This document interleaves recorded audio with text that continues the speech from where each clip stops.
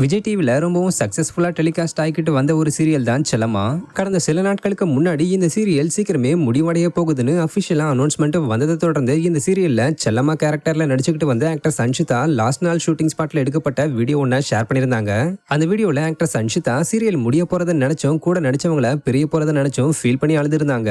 இதை தொடர்ந்து இந்த வீடியோவை பார்த்து பலரும் ஷேர் பண்ணவே இந்த வீடியோ வைரலும் ஆகியிருந்தது.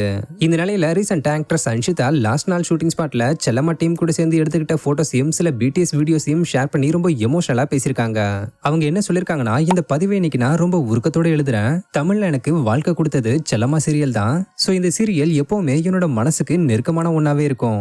ஆக்சுவலா இந்த சீரியலோட வெற்றி என்ன மட்டுமே சார்ந்தது இல்ல, ஒட்டுமொத்த செல்லம்மா சீரியல் டீமுக்கானதுன்னு தான் சொல்லணும். ஏன்னா எல்லாருமே திரைக்கு முன்னாடியும் சரி திரைக்கு பின்னாடியும் சரி ஈக்குவலா ஹார்ட் ஒர்க் பண்ணி இந்த மாதிரி ஒரு சூப்பரான படைப்பை உருவாக்கியிருக்கோம். இந்த நேரத்துல அவங்க எல்லாருக்குமே என்னோட நன்றியை சொல்லிக்க விரும்புறேன்.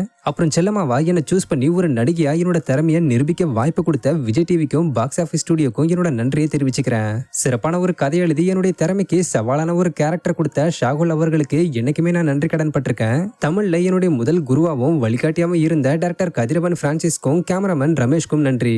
அப்புறம் ஷூட்டிங் ஸ்பாட்ல இருக்கும்போது வீட்டுல இருக்கிறத போலவே உணர வச்ச சக நடிகர்களுக்கு என்னுடைய நன்றியை தெரிவிச்சுக்கிறேன். அடுத்து என்ன பிரகாசமா காட்டக்கூடிய அண்ணன்களுக்கு நன்றி சொல்லலனா நல்லா இருக்காது.